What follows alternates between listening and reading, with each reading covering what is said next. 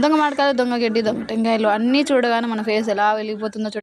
Mat ఏంటంటే నా తమ్ముడు అయితే దొంగ టెంకాయలు అంటే తెచ్చాడనమాట. దొంగ టెంకాయలు అంటే ఎవరో చెట్లలో టెంకాయలు అయితే వీడైతే లేపేశాడు. ఇంకా లేపేయడం ఏమో కానీ ఆ వాటర్ ఎలా తీయడం మాకు అర్థం కాక ఇంకా మళ్ళీ వాడిని టెంకాయ కొట్టరా అంటే వాడైతే పైన కింద రెండు వదలు కొట్టేసి సారీ ఒకవైపు కొట్టాడంటే రెండు వైపులో కొట్టేసి మాత్రం తీసాడు. కానీ అందులో వాటర్ అయితే లేవు, ఉత్త కొబ్బరి అయితే ఉందనమాట. ఇంకా నా తమ్ముతో అయ్యే పనులు కావనేసి ఇంకా మా మామ అయితే వచ్చేసి ఇంకా అలా ఫసా ఫసా ఫసా ఫసా కొడుతున్నాడు అనమాట. ఆ కొట్టడం ఏమో కానీ ఆ టెంకాయ మామగానే ఎడబడుతుందని అదొక భయంతో అయితే కూర్చో. అందరం ఆ నీళ్ళ కోసం అయితే వెయిట్ చేసాం కానీ అందులో నీళ్లు లేవు, కొబ్బరి మాత్రమే తినాల్సి వచ్చి లాస్ట్కి అయితే టెంకాయలో 5 ముక్కలు చేసి 5 మంది పంచుకున్నాం అనమాట. ఈరోజు అయితే భలే ఫన్నీగా ఉండే, అంత ఫన్నీ సీన్స్ అయితే క్రియేట్ చేసాము. దొంగ మామిడికాయలు తెచ్చాము, దొంగ గడ్డి తెచ్చాము, దొంగ టెంకాయలు కూడా, ఈ దొంగ టెంకాయలు కొబ్బరి కూడా అంతే బాగా టేస్ట్గా ఉందన్నమాట. అదేంటో కానీ దొంగగా తెచ్చిన వాటికి టేస్ట్ ఎక్కువ అంటారు, అది నిజమే అనమాట.